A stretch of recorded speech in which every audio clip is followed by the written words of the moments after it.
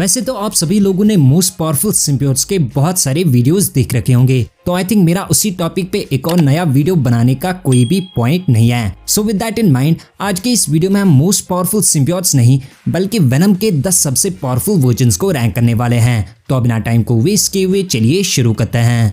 सो पहले ही नंबर 10 पे हमारे पास वेनम पूल। ना वैसे तो मार्वल फैंस को पता ही होगा कि वेनम का पहला होस्ट एडी ब्रॉक नहीं बल्कि खुद स्पाइडरमैन था, जिसने कि वेनम सूट को पहली बार पहना था 1984 के सीक्रेट वॉर्स क्रॉसओवर में। लेकिन क्या आपको ये बात पता है कि वेनम सिम्बियोट का पहला होस्ट एक्चुअली स्पाइडरमैन भी नहीं बल्कि डेडपूल था, बट डेडपूल वेनम का होस्ट बस थोड़ी ही देर के लिए बना। तो जैसे कि वेनम के पास स्पाइडरमैन की सारी एबिलिटीज होने की ये वजह होती है कि उसने एक्चुअली कॉपी कर लिया था स्पाइडरमैन की सारी एबिलिटीज को जब स्पाइडरमैन उसका होस्ट बना था। सो वैसे ही इट सीम्स दैट कि जब डेडपूल थोड़ी देर के लिए वेनम का होस्ट बना तो उसी दौरान वेनम ने डेडपूल के ट्विस्टेड माइंड को भी कॉपी कर लिया, और यही रीजन है कि वेनम अपने होस्ट को इतना ज्यादा एग्रेसिव बना देता है। इन शॉर्ट हम ये भी कह सकते हैं कि डेडपूल बेसिकली इनडायरेक्टली रिस्पॉन्सिबल होता है वेनम के क्रिएशन के लिए और एटलीस्ट उसे वायलेंट और क्रेजी बनाने के लिए।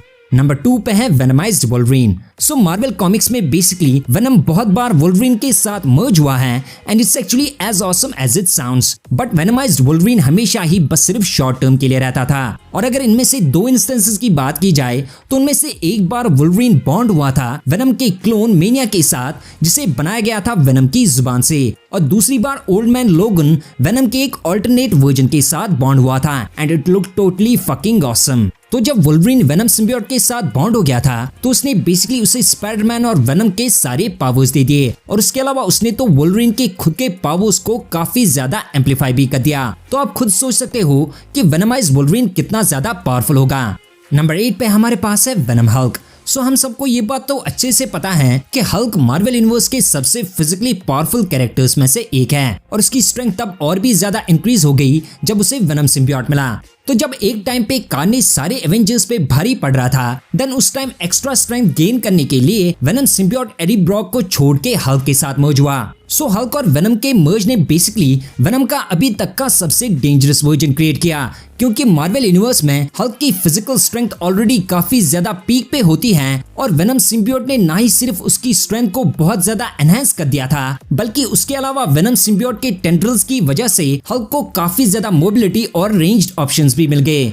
नंबर 7 पे है होस्ट राइडर। तो जब एज ऑफ वेनमवर्स के दौरान रीडर्स को एक ऑल्टरनेट यूनिवर्स में लिया गया जहां पे हमने देखा कि रॉबी रेस पोजेस था उसी सैटेनिक एंटिटी से जिसने कि उसे घोस्ट राइडर बनाया, और फिर वो एक्चुअली वेनम सिम्बियोट के साथ भी मर्ज हो गया और ऐसे वो बना द होस्ट राइडर। सो इस ट्विस्टेड वर्ल्ड में पहले तो रॉबी रेस अपने अंकल की वेंजफुल स्पिरिट को सब्जुगेट कर पाया जिससे कि उसे घोस्ट राइडर के पावर्स मिले, लेकिन फिर एक पॉइंट पे उसे वेनम सिम्बियोट भी मिला और वो उसके साथ बॉन्ड हो गया।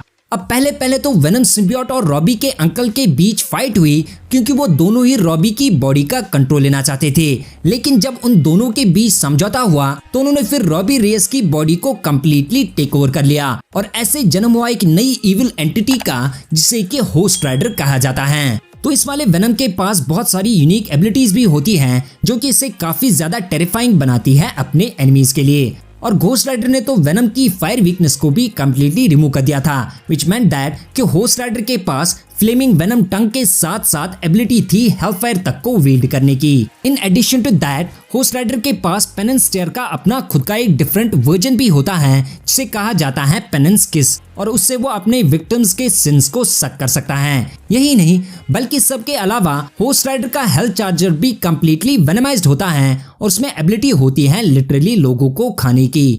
नंबर 6 पे है the god in black aka venomized Thor. So जब थॉर के कॉमिक इवेंट में थॉर और वेनम फाइट कर रहे थे प्रिंस इन ब्लैक यानी डॉकॉथ द डेड डीमन से, जो कि बेडलम के एक ऑफस्प्रिंग सिम्बियोट से इन्फेक्टेड था, और बेडलम बेसिकली एडी ब्रॉक का एक अल्टरनेट फ्यूचर वर्जन होता है। तो डॉकॉथ के पास काफी सारे पावर्स होने के अलावा म्योनियर का खुद का एक ट्विस्टेड वर्जन भी था, और जब उसके स्ट्राइक से उसने थॉर को इंजर कर दिया तो फिर डॉकॉथ को रोकने के लिए एडी ब्रॉक का सिम्बियोट थॉर के साथ बॉन्ड हो गया, जिससे कि उसने थॉर और उसके पावर्स को ट्रांसफॉर्म करके वेनम की एक सबसे टेरिफाइंग और डॉकेस्ट फॉर्म को क्रिएट किया जिसे कि गॉड इन ब्लैक कहा जाता है। इवन एसगार्डियंस भी अपने लीडर की इस नई फॉर्म और उसके पावर्स को देखकर हैरान हो गए, और फिर एक्चुअली थॉर ने डॉकॉथ द डेड डीमन को भी डिफीट कर दिया।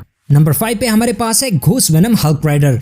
सो ये वाला कैरेक्टर बेसिकली एक कॉम्बिनेशन होता है रेड हल्क, वेनम और घोस्ट राइडर का। तो जब circle of force story line में मेफिस्टो के बेटे ब्लैक हार्ट ने अर्थ को कॉन्कर करने के लिए हल्क का पोर्टल खोला, तो उसे रोकने के लिए red Hulk, agent venom, X-23 और नए घोस्ट राइडर को टीम अप करना पड़ा, लेकिन वो चारों फेल हो गए और मारे गए। एंड आफ्टर दैट जब ये चारों कैरेक्टर्स हेल्प पहुंचते हैं तो वहाँ पे मेफिस्टो इनके साथ एक डील कर लेता है ब्लैक हार्ट को हराने के लिए और उन्हें फिर वापस लिविंग वर्ल्ड में भेज देता है। देन फिर ब्लैक हार्ट को हराने के लिए घोस्ट राइडर, वेनम और रेड हल्क फ्यूज हो जाते हैं एक पावरफुल बीइंग में, जिसे कि कहा जाता है घोस्ट वेनम हल्क राइडर। ना वैसे तो आप सबको अच्छे से पता होगा कि वेनम, घोस्ट राइडर और रेड हल्क अकेले कितने ज्यादा पावरफुल होते हैं, तो अब आप खुद अंदाजा लगा लो कि इन तीनों कैरेक्टर्स का फ्यूजन कितना ज्यादा पावरफुल होगा।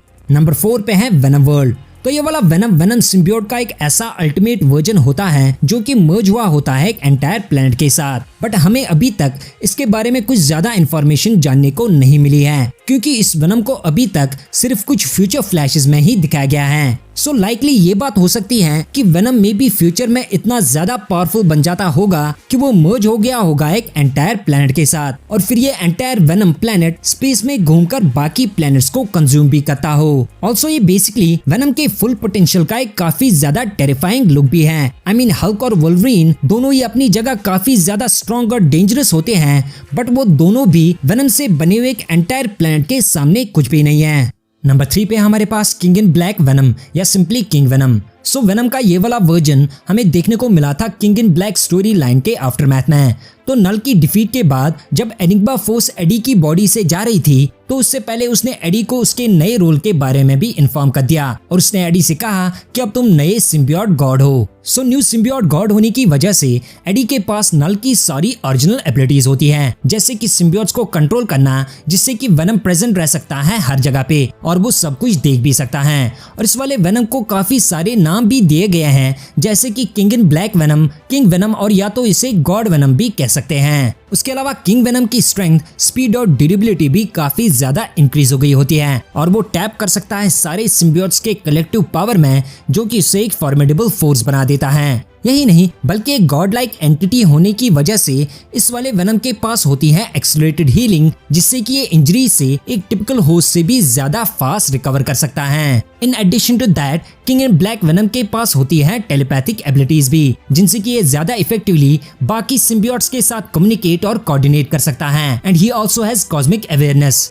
नंबर 2 पे है मेटागार्डनर वेनम। सो मेटागार्डनर वेनम या जिसे एंड टाइम वेनम भी कहा जाता है, तो ये हमें देखने को मिला था मार्वल की द एंड सीरीज में, और ये एक्चुअल सेंस में सबसे पावरफुल वर्जन होता है वेनम का। तो ये वाला वेनम पास में बेसिकली यूनिवर्स के सारे बीइंग्स के साथ बॉन्ड हो चुका होता है, विच मीन्स दैट कि इस वेनम के पास एबिलिटीज और नॉलेज होती है यूनिवर्स के सारे बीइंग्स की, including Marvel heroes and villains. उसके अलावा मेटागार्डनर वेनम जेनेटिक्स को मैनिपुलेट कर सकता है, कोडेक्स से क्लोनिंग करके लाइफ को रिक्रिएट कर सकता है, क्विक सिल्वर की स्पीड से स्पेस को डिस्टॉर्ट कर सकता है, और उसके अलावा टाइम ट्रैवल करने से लेके खुद को अनफोल्ड कर सकता है एक ऐसे वेपन में जो कि डिस्ट्रॉय कर सकता है प्लैनेट्स तक को। इतना ही नहीं बल्कि एंड टाइम्स वेनम इतना ज्यादा पावरफुल होता है कि ना ही ये सिर्फ टाइम ट्रैवल और रियलिटी को मैनिपुलेट कर सकता है, बल्कि उसके अलावा इसने अपने पावर्स से एक नई यूनिवर्स को भी क्रिएट किया था, जो कि बेसिकली इसके पावर्स को ले जाता है यूनिवर्सल लेवल पे। तो अब नंबर 1 एंट्री पर आने से पहले मैं बता दूं कि अगर आप मेरी चैनल पे नए हो तो इस चैनल को सब्सक्राइब जरूर करना और बेल आइकन भी दबा देना, ताकि आपको मेरे आने वाले वीडियोस की नोटिफिकेशंस मिलती रहे। सो फाइनली नंबर 1 पे हमारे पास है venom the god of light. तो king in black story line के एंड में जब नल को डिफीट करने के लिए एनिग्मा फोर्स एडी ब्रॉक के साथ कंबाइन हो गई, तो ऐसे वो बना the god of light venom. Also ये जो एनिग्मा फोर्स होती है ये एक्चुअली वन ट्रू काउंटर है नल का। जैसे कि नल डार्कनेस का किंग होता है, तो वैसे ही एनिग्मा फोर्स होती है the god of light. Now God of light venom इतना ज्यादा पावरफुल होता है कि उसने नल को डिफीट करने के लिए एक तो थॉर के हैमर को समन किया और सिल्वर सर्फर के बोर्ड को, जिसे कि उसने ट्रांसफॉर्म कर दिया एक स्वर्ड में। Then he took things even more further, और फिर उसने उन दोनों वेपन्स को एनिग्मा फोर्स से कंबाइन करके एक किक-एस बैटल एक्स क्रिएट कर दी, जिससे कि उसने नल और उसकी आर्मी को पूरी तरह डिस्ट्रॉय कर दिया। लेकिन आज के लिए बस इतना ही, और मिलते हैं मेरे नेक्स्ट वीडियो में। तब तक के लिए टेक केयर।